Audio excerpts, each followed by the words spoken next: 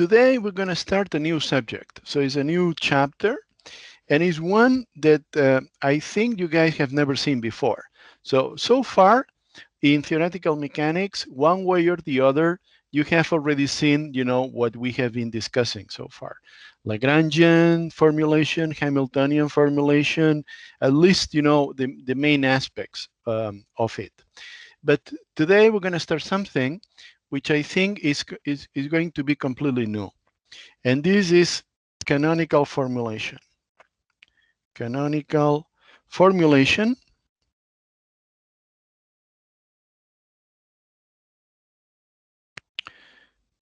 Which means canonical transformations in practice, canonical transformations. Canonical transformations. Okay. So this is the part of theoretical mechanics which is more mathematical, or is more amenable. You can rephrase it in more mathematical terms. So that means that those of you who are more mathematically oriented probably are going to be the ones that are going to be able to appreciate it the most. Okay, so the idea is the following. The idea is, if you're given a Hamiltonian, which is going to be a function of P and Q, and then why not also time, okay? Once you're given this function of Q and P, why not make a change of variables? So that means you go from Q to Q prime, from P to P prime, completely general. So that means that they're going to be a function of the previous variables, Q and P. So we're going to treat the Q's and P's on an equal footing. So Q's and P's are interchangeable.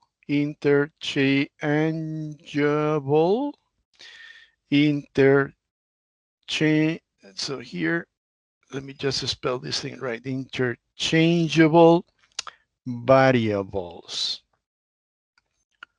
on equal footing. So at the same level.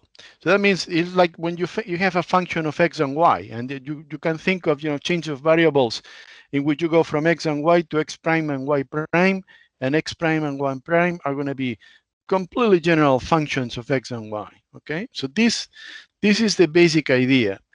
Let's imagine that we could do that. After all, h is just a function of these two variables. So they just try to make change of variables to our advantage, so that we can simplify the problem. Okay, so that's the basic idea. And the paradise, which I can already tell you is not going to almost never. Okay, so the paradise is a situation in which you start from a Hamiltonian. Let's imagine a simple one, h of q and p, doesn't depend on time, which is difficult to solve. But then you make this change of variables. You go from qp to the new variables q prime and p prime. And the new Hamiltonian is such that even though it could depend on q prime and p prime, your change of variables is such that the new Hamiltonian does not depend on q primes. Okay, so let's imagine this ideal situation, right? And this for j from 1 up to n, all of them. If this is something you could do, okay, then life would be wonderful. It would be paradise, right? Because then we would find that the derivative of, in the system described in the new Hamiltonian, in terms of the new Hamiltonian, so the new variable p prime dot, which is the derivative of the new Hamiltonian with respect to the new variable, would be 0, right? Because the new Hamiltonian would not depend on Q primes, and that will be true for all the momenta j from 1 to n. And this would mean, of course, that the P prime j would be constants. Would be a constant, so let me just write it like this. Would be alpha j, and this would be a constant. For all j, from 1 up to n. So in terms of these new variables, all the momenta would be constants, okay? And then the derivative of the new variables would be, as usual, the derivative of the Hamiltonian with respect to the new momenta. Now, the Hamiltonian would be a function of all these constants, right? Now all the momenta are constants, so the Hamiltonian would be a function of all the constants. So this would be the derivative of h prime, which would be a function of all these constants, with respect to p prime, which would be one of these constants. So this is an alpha. Eh? Let me write it well. Okay? But if the Hamiltonian is a function of all these constants, and we take the derivative with respect to one of these constants, the result is also a constant. Okay? This omega j is also a constant.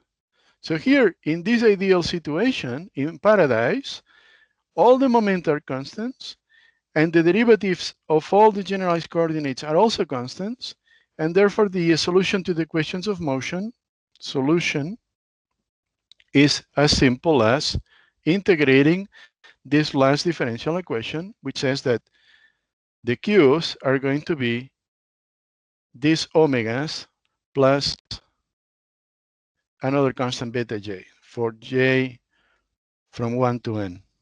Okay? So if this change of variables would be something that one could realize in practice, it would make, the solution to the problem trivial, right? I mean, it would just, in the new variables, it would just be as simple as this. Okay, well, I mean, let me just tell you that in complete generality, this is too good to be true, okay? This, given a complicated Hamiltonian, then, the complication that requires finding these new variables that will make life so simple is preserved, right? So the complication, the difficulty of solving this Hamiltonian, is translated into the difficulty of finding which are the change of variables, which are the variables that would make this miracle, come true. However, in some cases, this is possible, and it will allow us, as you will see, a new perspective on what it is, theoretical mechanics or theoretical Lagrangian and Hamiltonian mechanics. And it will give us, a more powerful way of thinking about problems, okay? Now, I'm going to define now what is understood by canonical transformations. But before I do that, any questions so far? Or comments?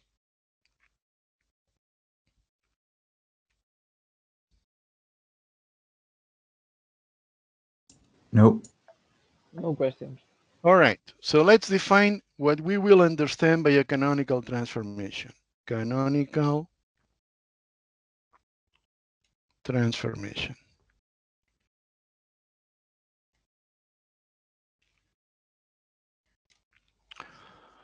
So a transformation or a change of variables, let's just call it like this. A change of variables. Qj goes to Q prime j, which is going to be a function of all the old variables. Qk, pk, and in principle also time. And pj goes to p prime j, which is going to be a function of the q's, the p's, and time, okay? And also h, the Hamiltonian, qj, or if you wish, qk, pk, and t goes to h prime of q prime j, p prime j, and t is called a canonical transformation. And we would just, abbreviate this thing by just saying CT, okay? CT is going to be canonical transformation. So this change of variables and also this change of the Hamiltonian is called a canonical transformation if the transformation is invertible. So the change of variables is an invertible change of variables. And Hamilton's canonical equations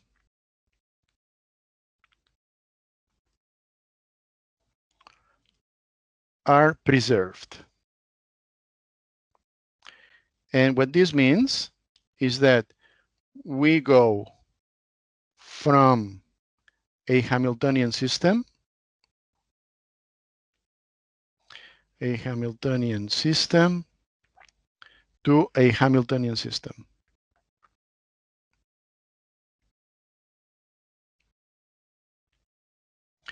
So that's, a phrase that you may find in some of the books, right? That you go from a Hamiltonian system to a Hamiltonian system. And what that means is the following. So in the old variables, in the old Q's and P's, you have that Q dot J is partial of H with respect to Pj, and P dot J equals minus partial of H with respect to Qj. So those are Hamilton's equations in the old variables. In the new variables, Q prime and P prime, you also have to have the same equation. So that means Q dot prime J equals minus A prime with respect to P prime J, and P dot prime J equals minus DH prime with respect to Q prime J. So this is why you also need to change not only the variables Q's and P's, but also the Hamiltonian. The Hamiltonian will also have to change. In general,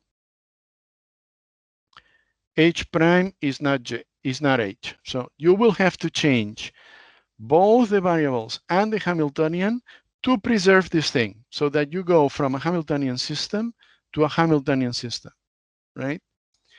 If you keep the same Hamiltonian, then in general, this is not going to be true. Those transformations which, preserve the form of the equations of motion, the form of Hamilton's equations, are what are called, canonical transformations. And now we have to find which are the properties that these canonical transformations verify, because not any change of variables will be a canonical transformation. Okay, so let us find out.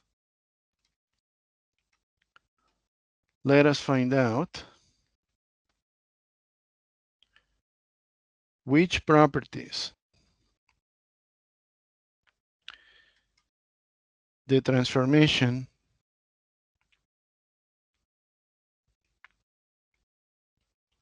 has to have for this to happen. Okay, well, I mean, what we are saying is that both set of canonical variables, Q's and P's, both set of canonical variables satisfy Hamilton's equations.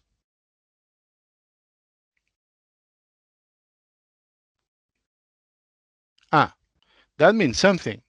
So that means that they can be obtained from Hamilton's modified or generalized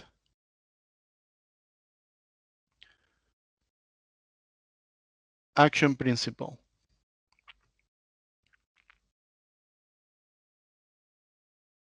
Remember what this was? I mean, this was, this generalized Hamilton principle that we used in order to, derive Hamilton's equations from an action principle in a very similar way to, the way that we derived Lagrange's equations from an action principle using the Lagrangian, right? So this was the principle that said that the variation of the integral over time from t1 to t2, so that's the variation of the sum from j equals 1 up to n. I'm assuming that I have little n variables in this problem. Pj q dot j minus the Hamiltonian, function of qj, pj, and time. This had to vanish. So this was this generalized Hamilton's action principle, right? And from here, by treating this object here as a function of q, p, q dot, p dot, and time as independent variables, and taking this variation with respect to all the paths, right, that would connect, the initial time t1 to the final time t2, we were able to derive Hamilton's equations. So Hamilton's equations are encoded in this variation principle, in this variation, in this variational principle, yes.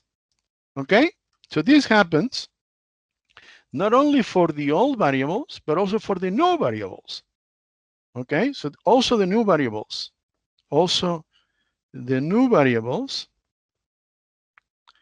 satisfy this principle. And that means that the variation of the integral with respect to dt from t1 to t2 of the sum from j equals 1 up to n of p prime j q dot prime j minus the new Hamiltonian as a function of q prime j, p prime j, and time also has to be 0. Okay? So the first is the variation of the action written in terms of the old variables is 0. The second one is the variation of the new action, if you wish, also has to be 0. So that's what this equation says. All right? You agree with me so far? Yes. Right? So if the first equation is true and the second equation is true for the new variables, then that means that the variation of S minus a certain number lambda, so let's put S prime minus certain lambda times S is also 0 for some lambda. Okay, in principle, for any lambda, this would be true, lambda a number. Okay, so this is also true. And now we're going to find a condition, a relation between S prime and lambda S, because the function, the most general function null, because that's what we're talking about, the actions, that's a functional. The most general function such that so I'm going to call this functional G. So let's call it G.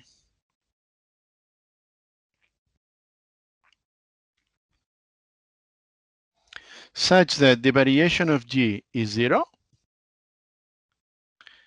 is known, right? Because the most general functional G that has this behavior is the integral over time of a total derivative with respect to time from t1 to T2 of a function of Q, Q prime, P, P prime, and T. So that's a Q prime. Right? And this is because adding a total derivative to the action does not change, you know, the condition variation of the action equals 0, right? With this G, we have that S prime minus lambda S equals minus lambda S.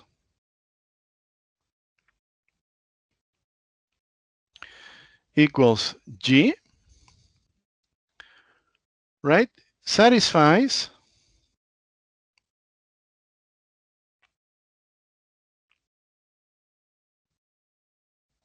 variation of S prime minus S prime.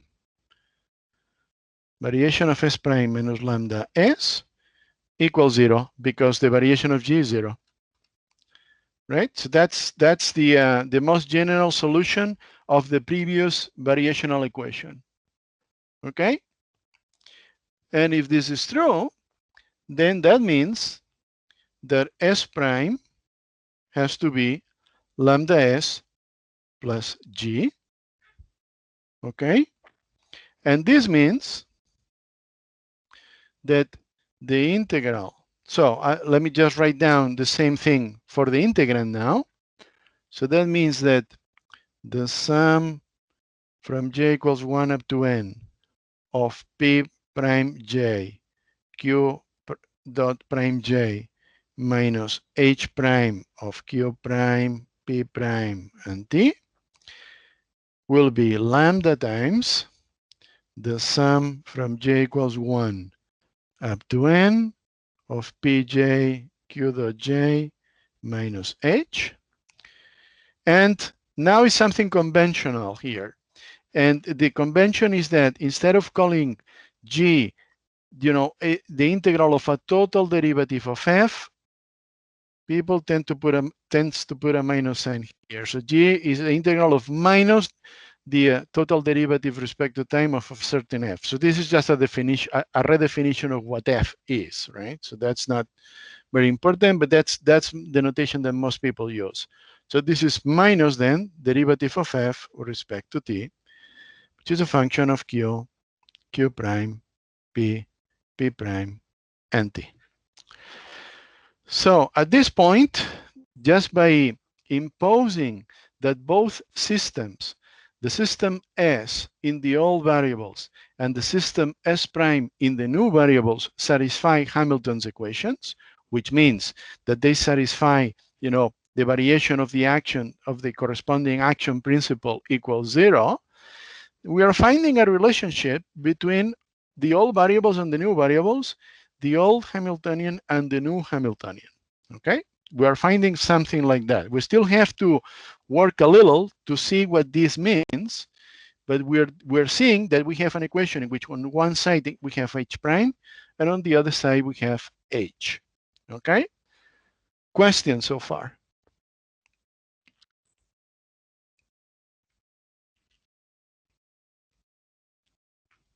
Why do you add the lambda constant in front of S? Well, I could also, so let's go back to this equation. So I have that the variation of S is 0, variation of S prime is 0, and this is also conventional. I could also put the lambda in front of S prime, right? Okay. Yeah. And it would still be true. And then you know, the only thing that is happening is that my lambda is your 1 over lambda. So it is also conventional to put it here with S. Okay. But there is, in general, there's going to be a constant, right? This is true. Mm. Any other question or comment?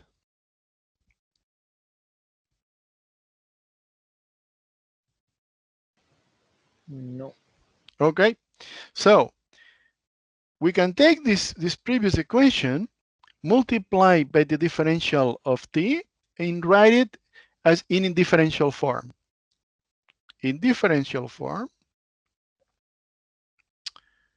man, today my handwriting is a little bit chaotic. Differential form. In differential form, we can write that differential of f, which is a function in principle of q, q prime, p, p prime, and t, is going to be the sum from j equals 1 up to n, all of them, of lambda pj dqj minus p prime j dq prime j minus lambda h prime lambda h minus h prime dt.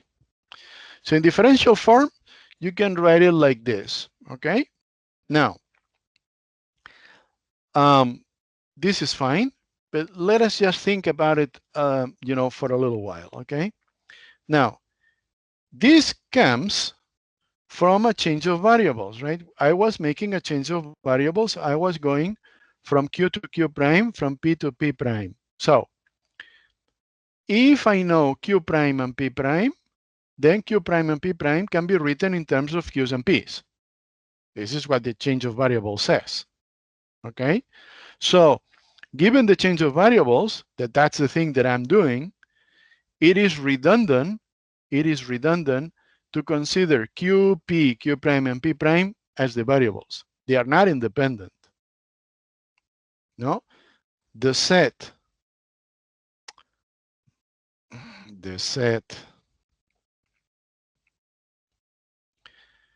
q, q prime, p, and p prime is redundant.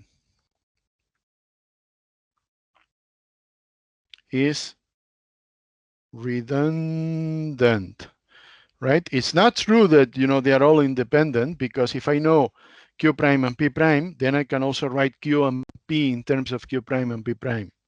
So that means that out of these 4 variables, out of the 4, only 2 are independent, right? So what I was saying, right? If I know q prime and p prime, I can immediately write q and p using the change of variables, or the inverse of the change of variables, because the canonical transformation is invertible, okay? Only 2 are independent. So that means that f, in fact, depends only on 1 pair. And this 1 pair could be q and q prime. I mean, all the possibilities, right? So q and q prime and p prime, q and p. Let me make sure that I don't forget anyone. Then I have p and q prime,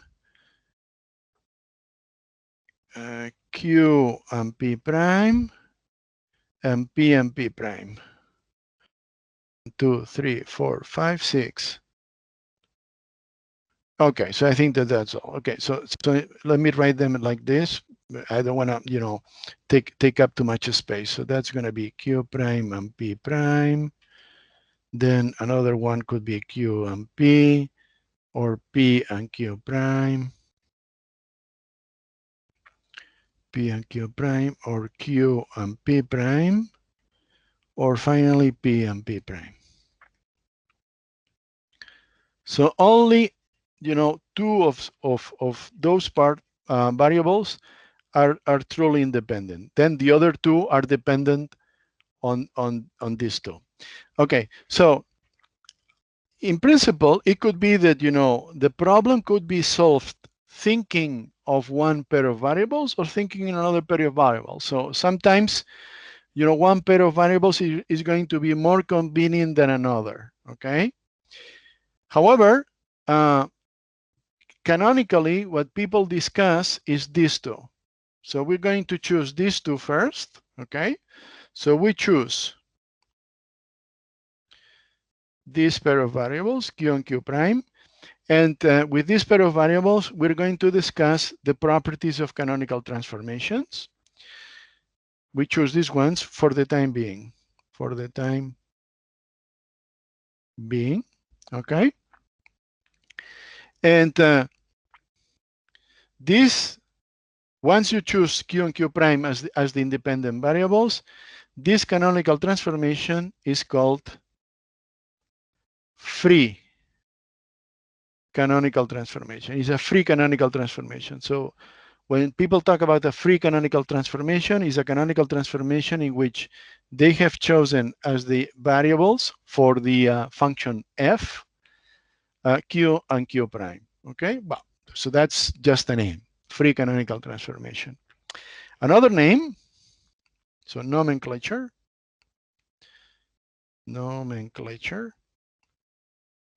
is that f, which is a function of q, j, q prime j, right? Because we have chosen these variables q and q prime. And t is called the generating function of the canonical transformation. So we will see that this f that we had the freedom to use, that we had the freedom to put in the equation, in the equation of the variational principle, this f is actually a generating function. So generating means that it generates, it contains, you know, it contains,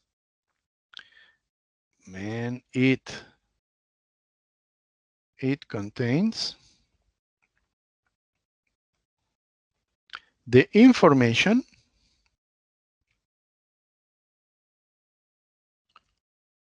all the information. So all the information of the canonical transformation. So it is generating a generating function because it can be used to generate the canonical transformation, okay? But that we will see in a minute. Now, let's go back to the differential equation that this generating function f satisfies, right? We just saw that the differential of f is the sum from j equals 1 up to n of lambda pj dqj minus p prime j dq p prime j. And let us make explicit that this is df of q, q prime, and t. All right, minus lambda h minus h prime dt. Okay, so this lambda also has a name. It's called the valence of the canonical transformation. So the people talk about the valence of the canonical transformation lambda. Okay, now if f is a function of q, q prime, and t, and is written in this form, okay, then it follows that the partial of f with respect to q, partial of f with respect to q is precisely qj, is precisely lambda pj. The partial of f with respect to q prime j is minus p prime j. And the partial of f with respect to time is precisely lambda h minus h prime with a minus sign. Sorry. So it is h prime minus lambda h, right? And this is precisely why this generating function of the free canonical transformation chooses q and q prime, because q and q prime are already written here in differential form, which allows you immediately, you know, to infer which are the differentials, you know, the partial the partial derivatives of the f with respect to the corresponding variables, right? So if this function is a function of q and q prime, then necessarily this coefficient here has to be the derivative of f with respect to q, and this coefficient here has to be the derivative with respect to q prime, what I'm saying here, right? And the same thing for time, okay? So the derivative of f, partial derivative of f with respect to time has to be precisely this coefficient, including the minus sign, okay?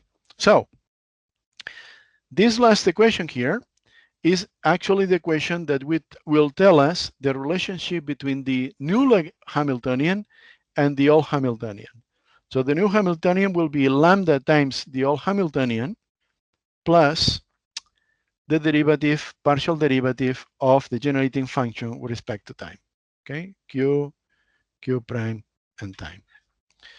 All right, so that means that the generating function through these partial derivatives relates, it gives us, in this case, for instance, the canonical momentum P, in this case, the canonical momentum P prime, and in this fashion, it also gives us, the new Hamiltonian of the old Hamiltonian, okay?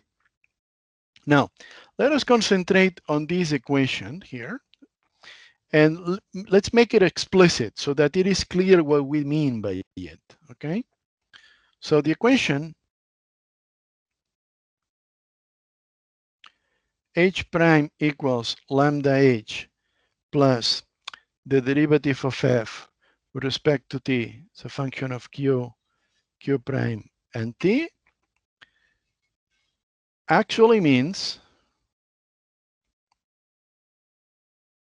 the following, right? Because h prime is a function of the new variables q prime, p prime, and t, okay?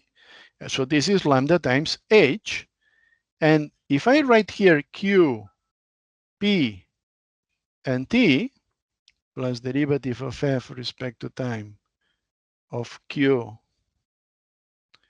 prime, and t, if I write it like this, I'm not writing something that makes sense, because on the left-hand side, h prime has to depend on the new variables. On the right-hand side, h depends on the old variables. So what is meant by this equation, it has to be homogeneous in the variables that I'm expressing the function in, okay? So that means that q has to be written in terms of the new variables. So let me write it, q prime, sorry, q, this was q. So it has to be a function of q prime, p prime, and t. Then p also has to be a function of q prime, p prime, and t.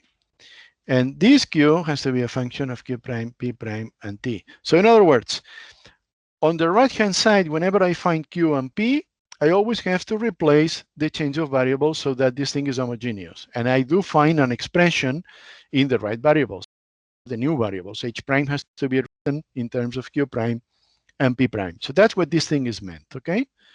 So this is something that one has to remember, not to confuse oneself, with so many changes of variables, okay? Now, let us see an example. Let us see an example of a canonical transformation. After all these, all these, different changes of variables and equations and stuff, let us see, a simple example of a canonical transformation. And we're going to take, for this example, as the old Hamiltonian, the harmonic oscillator, p squared over 2m plus 1/2 of m omega squared q squared. So that's the old Hamiltonian, and you recognize easily that is the harmonic oscillator. And we're going to make a change of variable. Here there's only one q and one p, okay? So that's going to be only one variable, one set of variables. So we're going to change q into q prime, which is going to be a constant alpha times q. And p, we're going to change it into p prime, which is going to be another constant times p. And h, we're going to change it into h prime, which is going to be lambda h. So, and we'll see what is the relation among lambda, alpha, and beta, so that this is a canonical transformation, right? Because now, as you will see, not every alpha, beta, and lambda are will make this thing a canonical transformation. So let's find out which is the relation among all these three parameters so that this is actually a canonical transformation. Okay, so who is H prime? Which is going to be a function of Q prime and P prime. Well, okay, so I just take the old Hamiltonian, I multiply it by lambda, so it's lambda times H, which is a function of Q and P. But remember, as I said before, now I have to use that this Q here is Q prime divided by alpha. This was a Q prime. Huh? Q prime divided by alpha. And this P is P prime divided by beta. So this is lambda times. And now I just use this expression. So that is 1 over beta square, right? P prime squared divided by 2m plus 1/2 of m omega squared Q prime squared divided by alpha squared. Okay. Okay, fine. So now I have to impose that, you know, the new Hamiltonian and the new variables Q prime and P prime verify the same Hamilton's equations. So that means that Q prime dot has to be partial of H prime with respect to P prime, right? That's one of Hamilton's equations. Okay, so let us see. Now I have the new Hamiltonian H prime written as a function of P prime and Q prime. So what is the derivative of H prime with respect to P prime? Well, it is lambda divided by beta squared, right? And then I have P prime divided by m, right? I have P prime divided by m.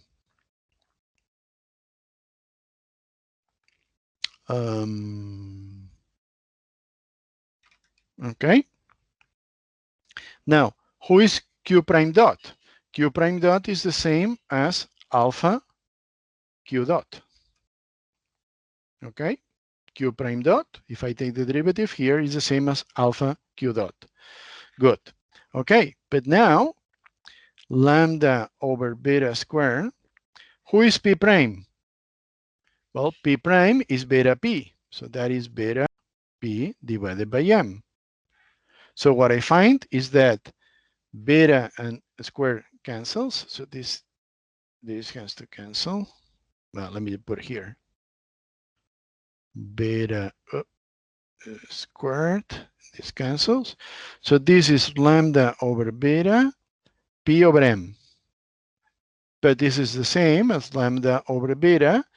And what is P over m? Or P over m is the same as Q dot, right? Because with this Hamiltonian, I have that Q dot is partial of H with respect to P. So that is P over m. And P dot is minus partial of H with respect to Q, which is minus m omega squared Q. So what I find is a consistency condition. This has to be the same as that, which implies that lambda is alpha beta. So you see, there is a condition. Not for every alpha beta lambda, the old Hamiltonian will translate after this change of variables into a new Hamiltonian, in the sense that the new Hamiltonian also satisfies the same Hamilton's equations as the old Hamiltonian. So I just verified one Hamilton's equations. Now I have to verify the other one and see that the condition is the same. If this is the case, This is a canonical transformation. If I find another condition which is not consistent with this one, then this transformation would not be canonical. But before I do that, any questions, regarding the manipulations that I just did?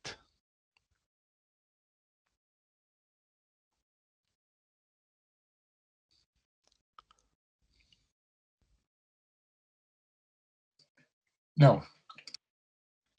Okay.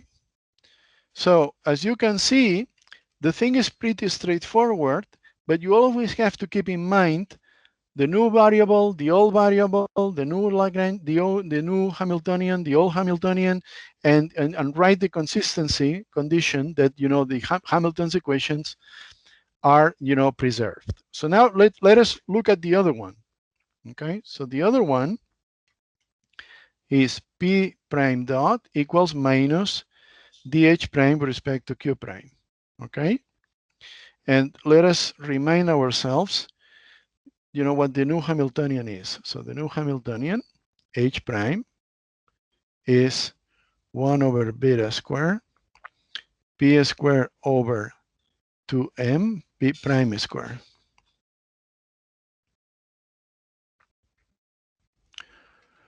And this is multiplied by lambda. So this is H prime. And plus 1 over alpha square, 1/2 of M omega square, Q prime square. I believe this is what it is. 1 over beta. Yeah, okay, fine. So this is it. And the old Hamiltonian is, of course, the old Hamiltonian. Old is P square over 2M plus 1/2 of M omega square Q square. Omega square Q square. Omega square Q square. And the transformation is Q prime alpha Q, Q prime is alpha Q, P prime is beta P, and H prime is lambda H. Okay, so that's the second Hamilton equation. So that means that, we take the derivative of H prime with respect to Q prime. So that is lambda over alpha squared. And then minus sign, this minus sign, and the derivative of this thing with respect to Q prime. So that is M omega squared Q prime, okay?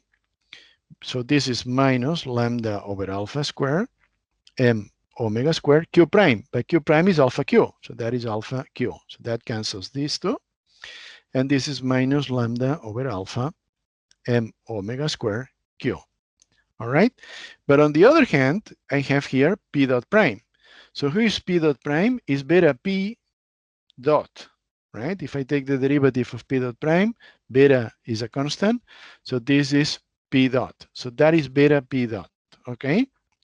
So what I find is that beta P dot equals minus, or if you wish, lambda over alpha minus M omega squared Q.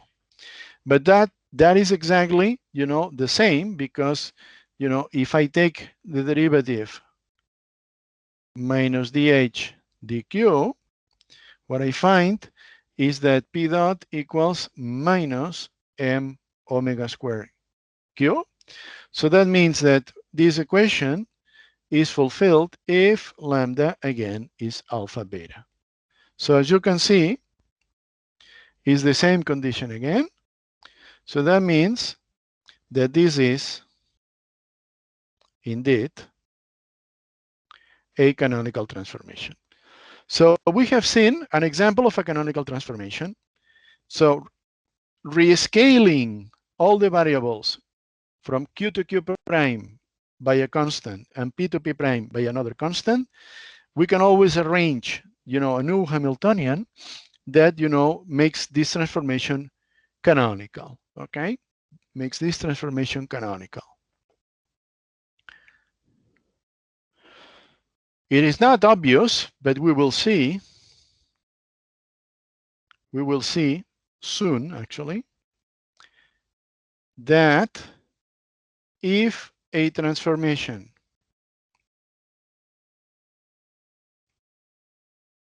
is canonical,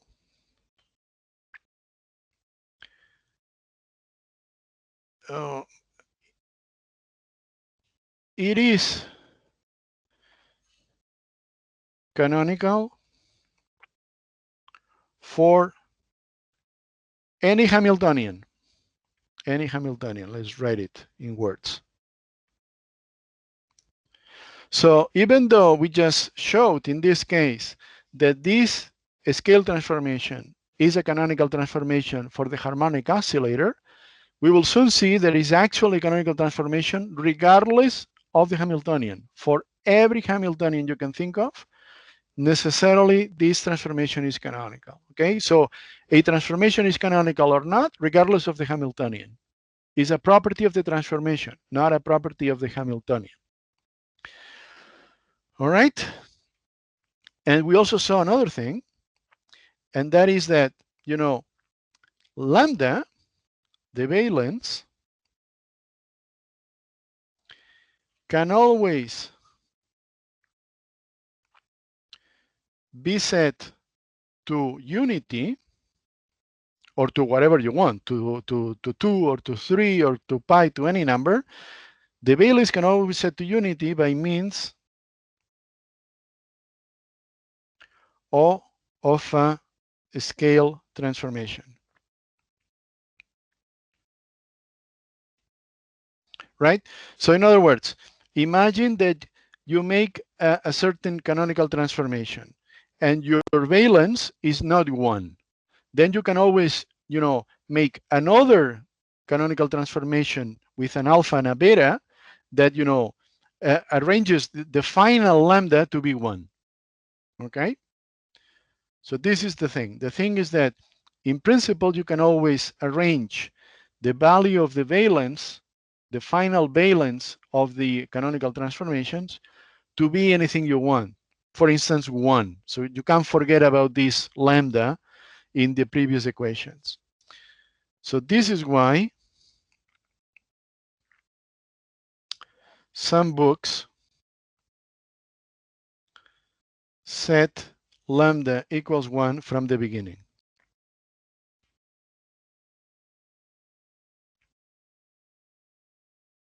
Okay? However, we will not do that, at least for a little while. So we're going to keep the lambda explicitly, but it is to be understood that if we make, you know, another canonical transformation with a certain alpha and beta, we can always arrange the final lambda to be 1 if we want to. All right, so now we're going to see that the generating function f that appeared, it actually generates the canonical transformation. So this is the statement that the generating function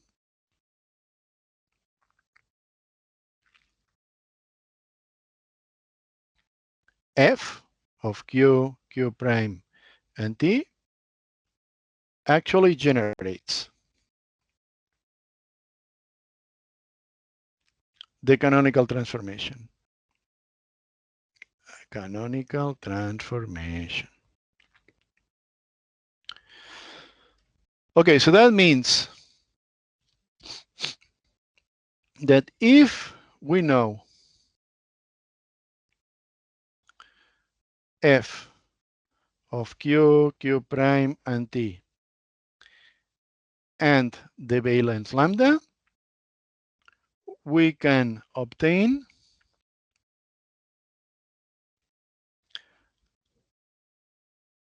the canonical transformation. So let's do this.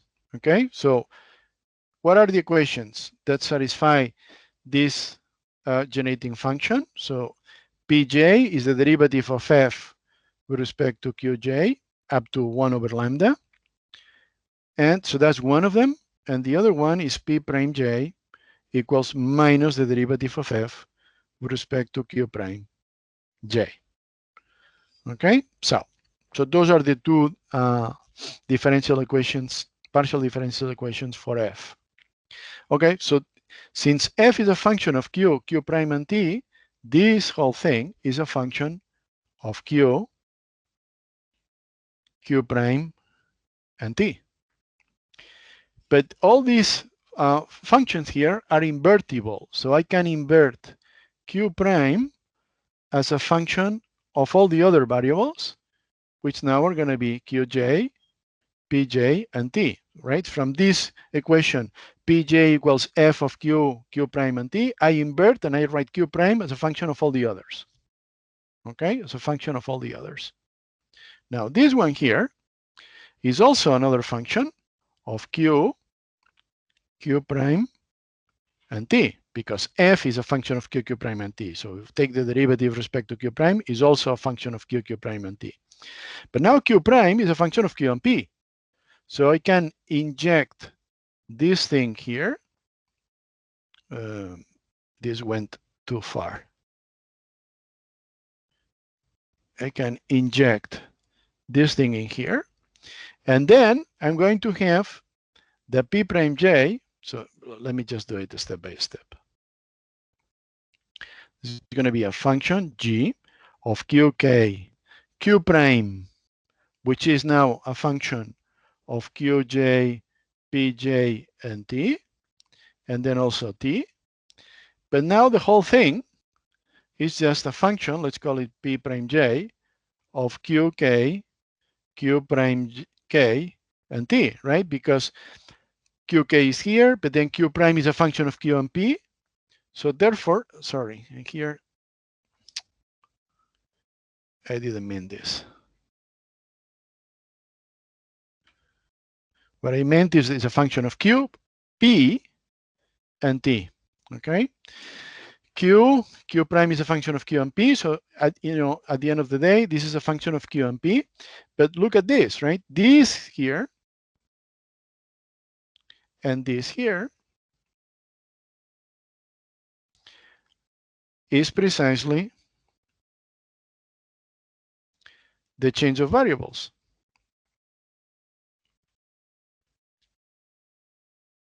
Right? It is giving us the prime variables in terms of the unprime variables. So just by taking derivatives of the generating function, we just obtain the change of variables. We could, in principle, then in practice, it's just a matter of inverting all these things, right? So we could write the prime variables as a function of the unprime variables. And the Hamiltonian, the same thing. So H prime, which is going to be a function of Q prime, P prime, and T, all the ones that you have, is lambda times H of Q, P, and T, plus derivative of F respect to T, which is a function of Q, Q prime, and T. But now I can write Q as a function of Q prime, P prime, and T, inverting star. This is a star, right? And this, I can write P as a function of Q prime, P prime, and T. Inverting star is this and this, right? Inverting this system of equations and writing, the Q's and the P's as a function of the Q primes and the P primes. And then here the same, right? So here we invert, so we write it. We write Q prime as a function of the Q's and P's and T's using star. Using star again, okay? So this shows that indeed, if we have the generating function, by taking derivatives, and just replacing, the right variables and inverting things, we can obtain the full change of variables, which generating with the full change of variables, which generated this functional form. And so that's the other thing that we have to prove, right? Now we have seen that the generating function generates the change of variables, and now we have to see that with the change of variables, we can construct the generating function f, Okay, so that's the second thing. So that there is a one-to-one correspondence, right? With the generating function, we get the change of variables, and with the change of variables, we can construct the generating function. That second thing we're going to do now. Questions so far?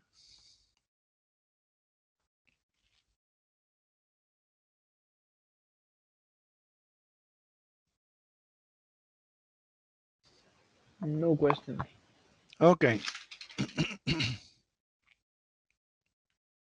So let's do the second part, right?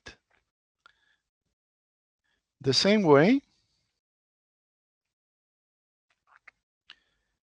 given the canonical transformation, we can construct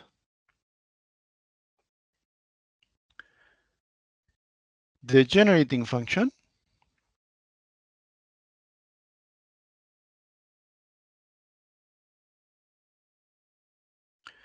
and the valence lambda.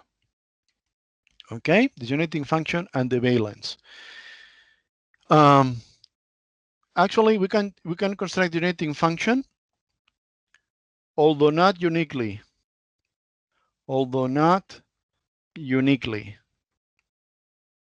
So there will be more than one generating functions that generate the same canonical transformation, but this will be inconsequential. So we are not going to care about all the possible different, generating functions which generate the same canonical transformations. It's not that strange because the relationship between the canonical transformation and the generating function is through derivatives, right? So whenever something vanishes, when you take a derivative, of course, this is not going to contribute, and this is the freedom that you have in choosing the generating function. So let's see how that happens, okay? So now we have the canonical transformation. So that means that we have Q prime J equals a function of the old variables, Qk, Pk, and T. And P prime J is a function P prime J of Qk, Pk, and T. All right? Now, we invert this equation, and we find that Pj is a function Pj of the other variables, Qk, Q prime K, and T. And we know that this has to be 1 over lambda derivative of f with respect to Qj for some f. There is the f has to fulfill this property, right? There has to be an f that satisfies this. Okay? Now, once we have inverted the p's in terms of q and q prime, we can come here and use it, and then we're going to have a function p prime of, instead of p, we write q and q prime, so then in the end, this is going to be a function of q, q prime, and t. And the second partial differential equation for f is given for this one. So this is the derivative of f with respect to q prime j. So these two partial differential equations can be integrated to obtain the function f of q, q prime, and t, which will be the generating function. Okay? So it's just a question of integrating these partial differential equations.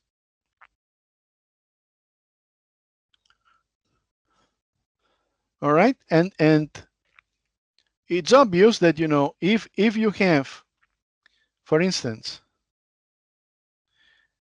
an arbitrary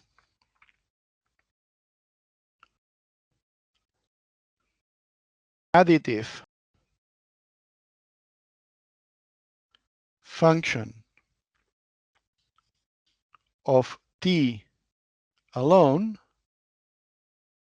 will not affect these equations. So that already tells you, the type of freedom, the type of ambiguity that you have here.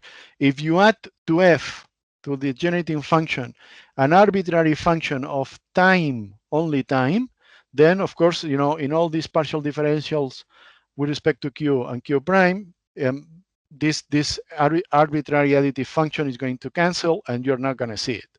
So this is basically why the generating function it is not uniquely determined, right? So that's one thing.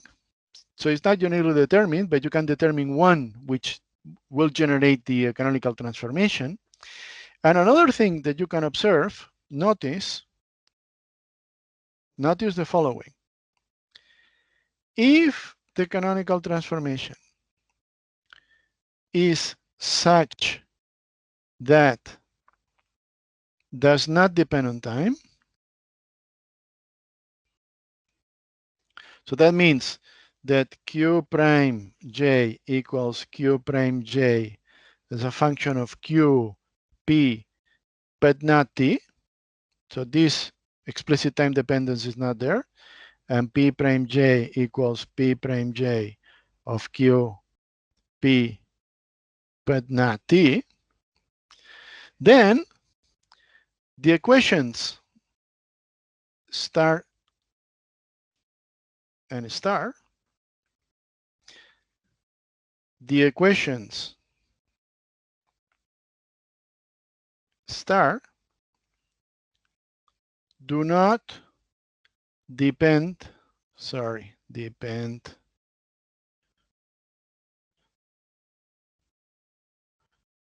on t, right? So then this t here would not be there.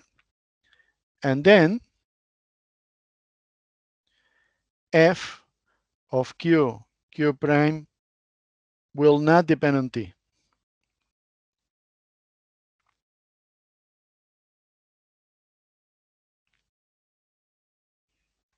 Okay, so that's a simplification.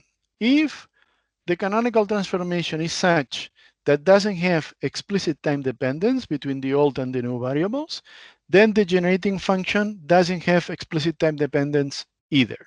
Okay, and this implies another thing, which is also very interesting and simplifies life a little bit, which is that a transformation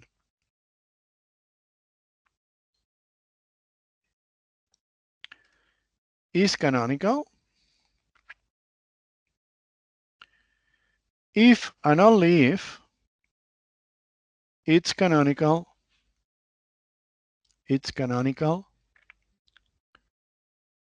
for t equals t0 fixed with the same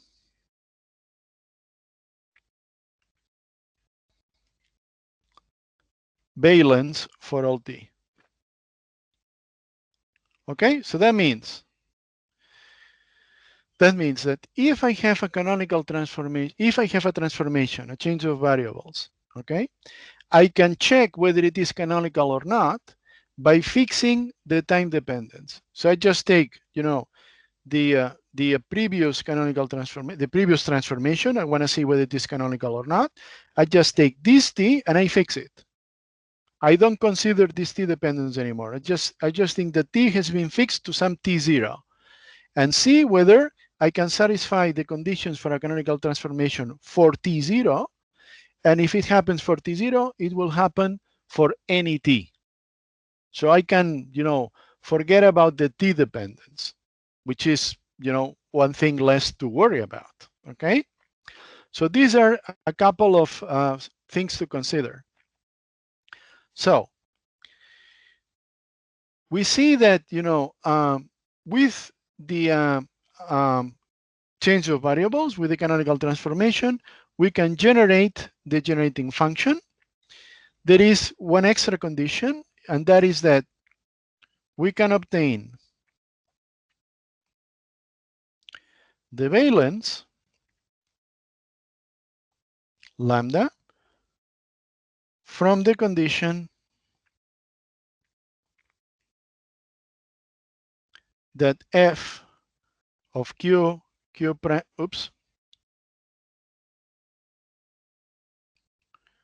of q prime and t is a total differential.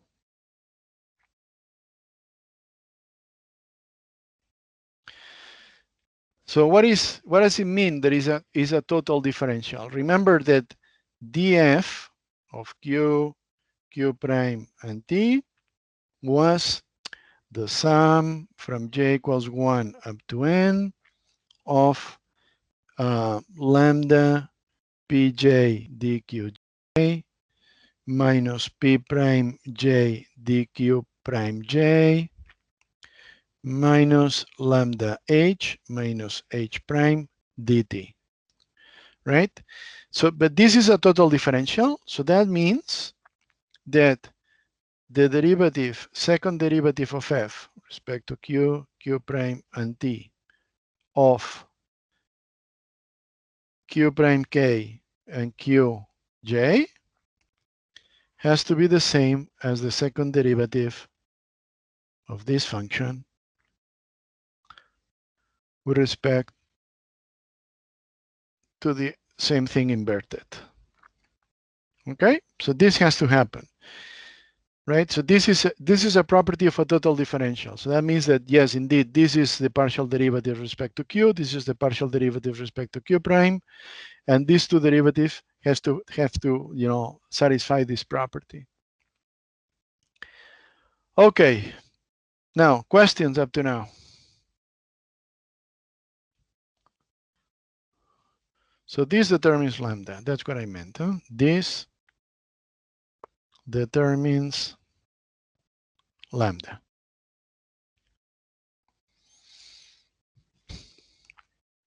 Questions or comments so far?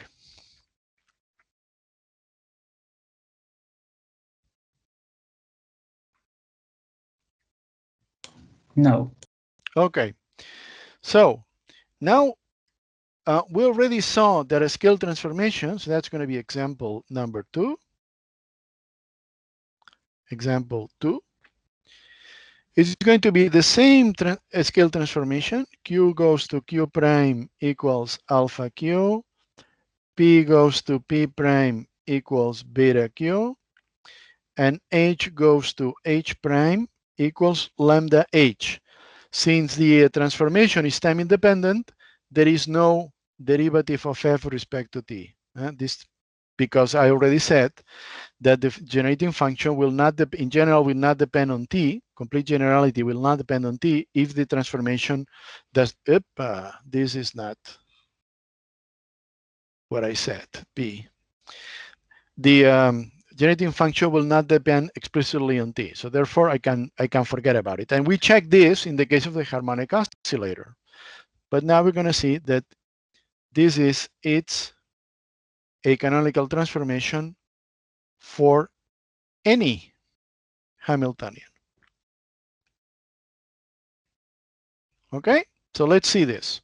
Let's see, how this is actually true by consistency. Okay, the consistency of the fact that the new Hamiltonian has to satisfy Hamilton's equations exactly as the old Hamiltonian does. All right, so let's do this.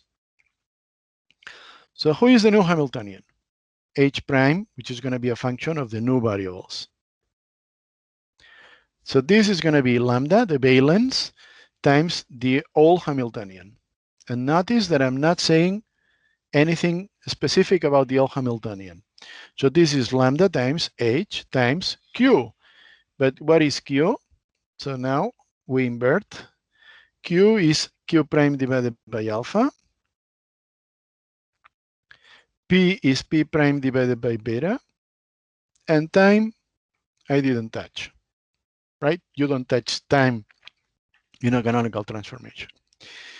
Good. So now let's go and impose that H prime also satisfies Hamilton's equations. That means that Q dot prime has to be the derivative of H prime with respect to P prime. Okay. Let me write down here Q prime equals alpha Q, P prime equals beta P, and H prime equals lambda H. okay, so that we remember. Okay, good. Now, who is q dot prime? So if I take the derivative of q prime with respect to t, this is the same as alpha q dot. That's the same as before. I was with the Hamiltonian, with the oscillator. Now I have to take the derivative of h prime with respect to p prime, but the functional relation is written here. So this is nothing but, so I take the derivative of this with respect to p prime. So that is lambda, and now the chain rule says that this is the partial of h, partial of p with respect to p prime, right? That's the only dependence on p prime, through p, in this particular case. You agree with this? Yes. Okay, so now we have to be careful, huh? Because we're going to be using the chain rule all the time, and we have to be careful. We have to use it, correctly. Okay, so this is lambda, partial of h with respect to p, and now partial of p with respect to p prime. But partial of p with respect to p prime is 1 over beta, right?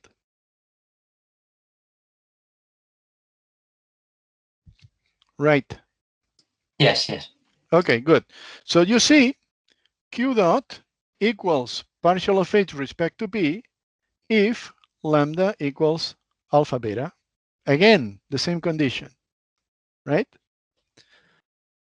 New Hamiltonian in terms of the new variables would satisfy the same Hamiltonian equation as the old Hamiltonian in terms of the old variables if there is this relation between alpha, beta, and lambda. And now we're going to do the same thing for the other equation. So that's p prime dot is going to be minus dh prime with respect to q prime. Okay.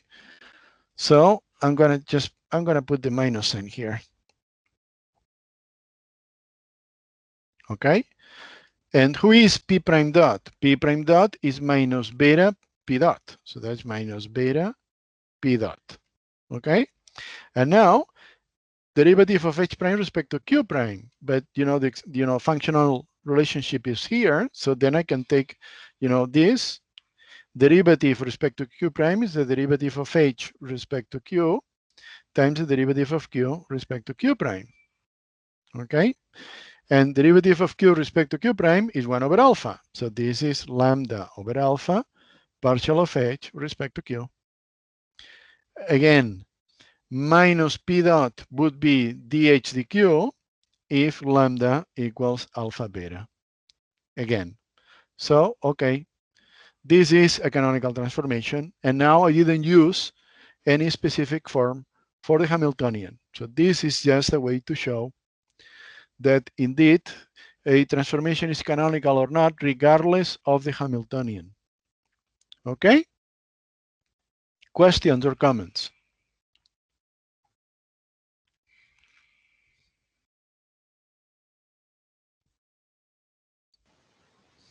All clear. All right, good. Now, let us study other possible transformations. The typical situation is that you're given a transformation. It's a transformation that you think is going to be interesting because it simplifies your problem, okay, in principle.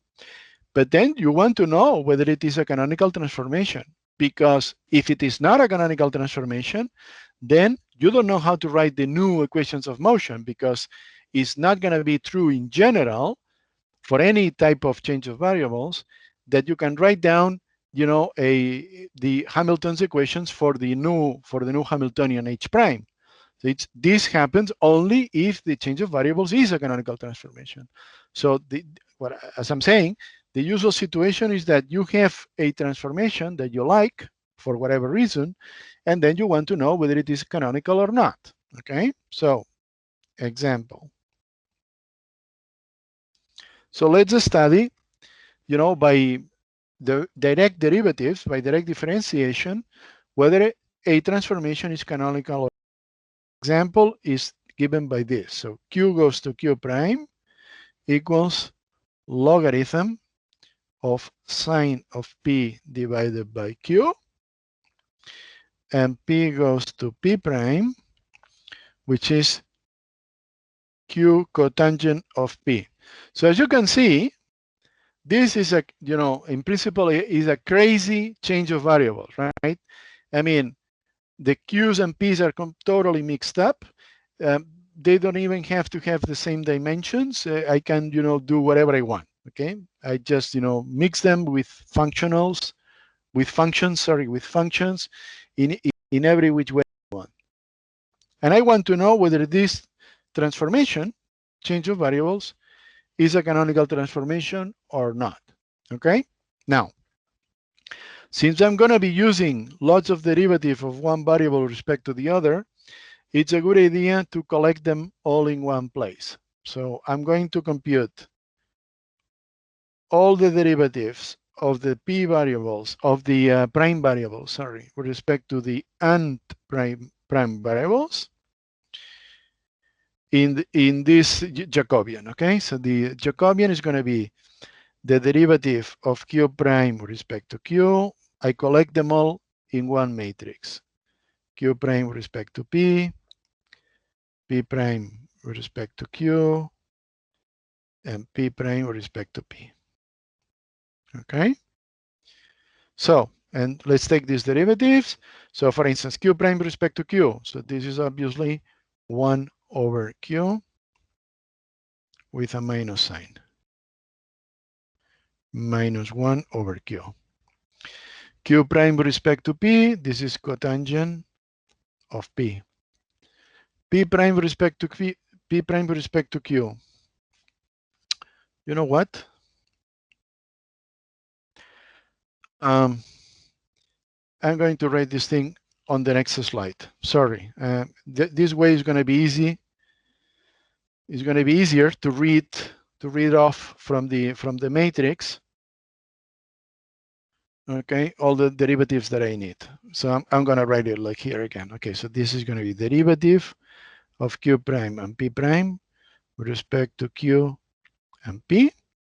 And this is derivative of q prime with respect to q, derivative of q prime with respect to p, derivative of p prime with respect to q, and derivative of p prime with respect to p. Okay? And the derivatives look like this. 1 over q, this guy is cotangent p, this guy is also cotangent p, and this guy is minus q cosecant square of p. Okay?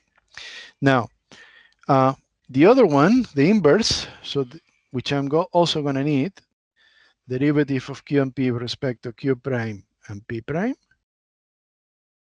I can obtain by inverting this matrix.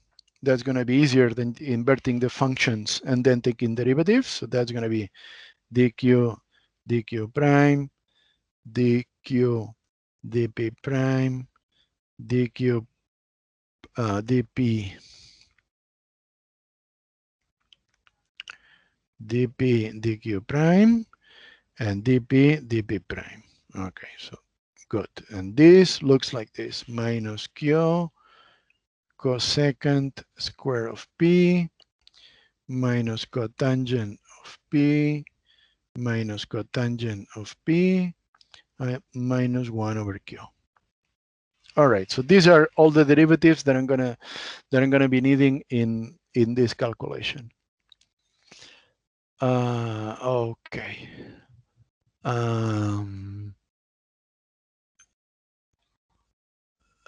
Let's see. So at what time are we supposed to finish? I'm confused now. Now it's 3:45, right? At 4. Ah, okay, good. Thank you. So we still have quarter of an hour. All right, so first equation. So the first equation is q dot prime. And q dot prime is, of course, we can compute it in two different ways. Because remember that q prime is going to be a function of q and p. There was no t dependence. And p prime is a function of q and p, no p dependence. So that means that q prime dot is going to be partial of q prime respect to q times q dot plus partial of q prime respect to p times p dot, right? I'm taking the derivative of the change of variables. And if I take the derivative of q prime respect to time, chain rule says is q prime with respect to q times q dot plus q prime with respect to p times p dot. Do you agree with me? Yes. Okay. Now I can read off what is the derivative of q prime with respect to q. Q prime with respect to q is minus 1 over q, right? Is right here. So this is minus 1 over q. That's the first one, this derivative. Times, but dot I can write in terms of the old Hamiltonian, is partial of h with respect to p. All right? Plus, who is partial q prime with respect to p? Partial of q prime with respect to p is cotangent p. So that is cotangent p. Okay? And now p dot. But p dot is minus partial of h with respect to q. Okay? So on the one hand, I find this. On the other hand, I know, that q dot prime has to be the derivative of h prime with respect to p prime. Those are Hamilton's equations of motion for the prime variables. Okay? But h prime is lambda h. And remember that this depends on q and p and t if you wish them also. T as well.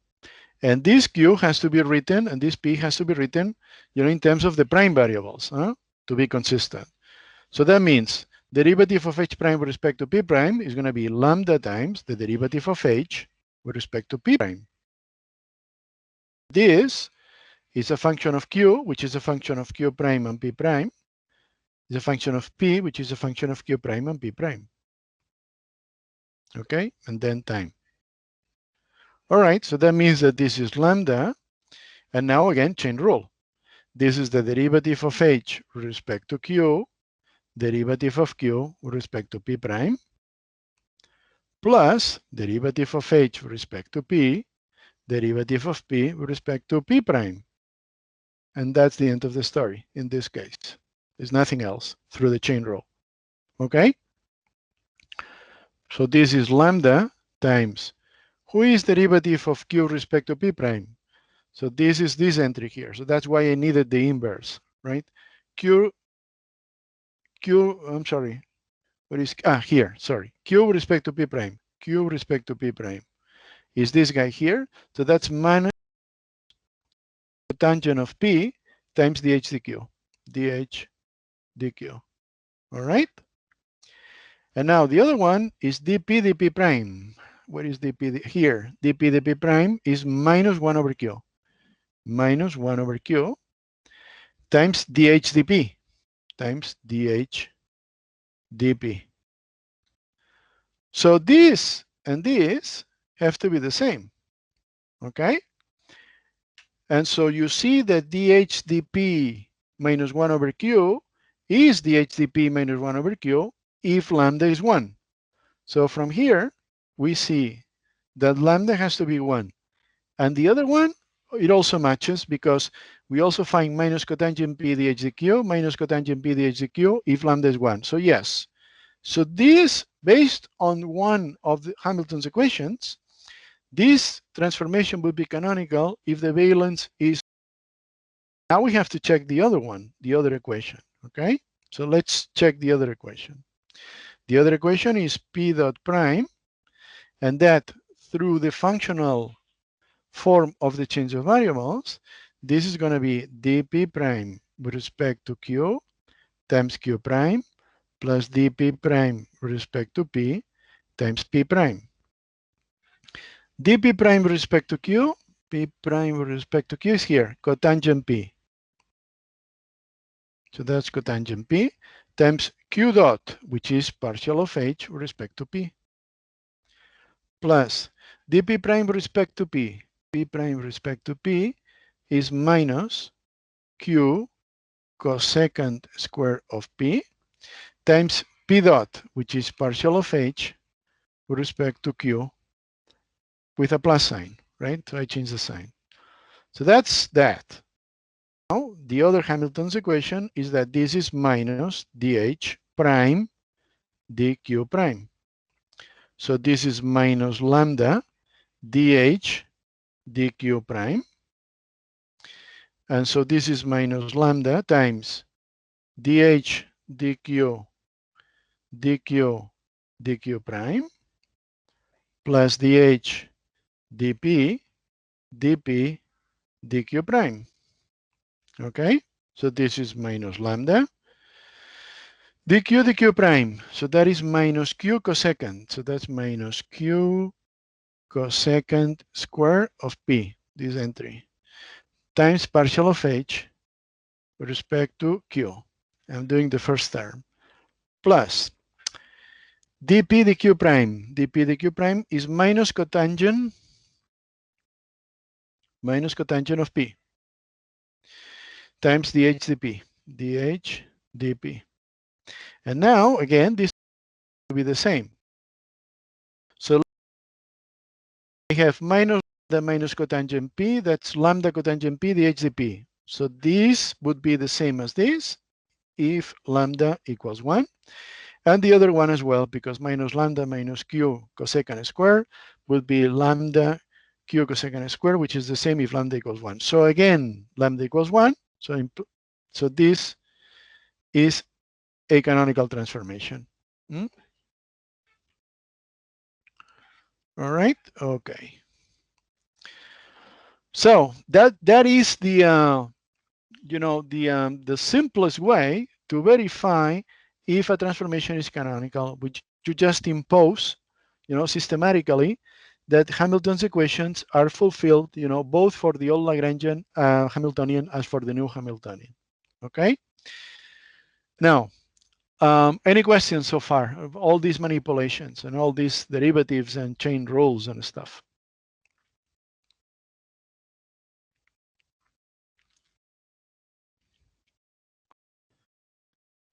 Okay. At some point, we will see that all these matrices that we're computing here are not a coincidence. Okay, I mean, here I'm computing all these matrices, all these Jacobians, because this is an easy way to keep track of all the derivatives that I'm going to need in all these chain rules. Okay, but at some point, we're going to see that underlying these matrices here, there is a geometric structure, okay, that we will be able to discuss a little bit. So keep in mind this thing, because you will soon see that there is actually a deeper structure underlying all these matrices. All right, so I'm going to leave it at this point. The next day we're going to explore. We're going to do another example of a canonical transformation. Well, we're going to check another change of variables. There is a canonical transformation, but this time with time dependence, and we're going to see how the time dependence is actually a trivial addition, right? So as we said today, a transformation is canonical if it is canonical for t fixed, for a fixed time. Okay, so we're going to see an example of this with a transformation which is canonical and depends on time. All right, if there are no questions or comments, I'm going to leave it at this point. Any question or comment? Not for me. No. No? Okay. So let me just ask you one thing. I mean, can you guys easily follow, or am I going too fast, or? Well, I can follow. All right. I mean, yes, I guess that those who cannot follow or have some little trouble are the ones that are supposed to say something. I mean, those who do follow and have no difficulty, they will have nothing to say. So is there anyone who has the feeling that I'm going too fast, that I would need, more examples, more explanations, going slowly, step by step, or whatever? I'd like some more examples, because sometimes I get lost. All right. So then what you should do, I would advise you to really slow me down, stop me. So just, if you are not clear as to how I went from one line to the next, stop me. You have to stop me right there and ask me, I mean, how did I go from one step to the next? All right. And then we'll spend all the time necessary for that to be clear, okay? But you have to slow me down, because if I ask whether there is any questions or comments and you guys don't say anything, then of course I understand that there is nothing, and then I carry on, right? So you have to slow me down or stop me, ask questions, even if it is something trivial, okay? Maybe it is trivial, maybe it isn't. And by asking the question, you also clarify a point for others that thought it was a clear point. You see what I'm saying? Yes. Okay. All right. Okay, good. So let's do that next time, huh? All right. So for today, this is gonna be all.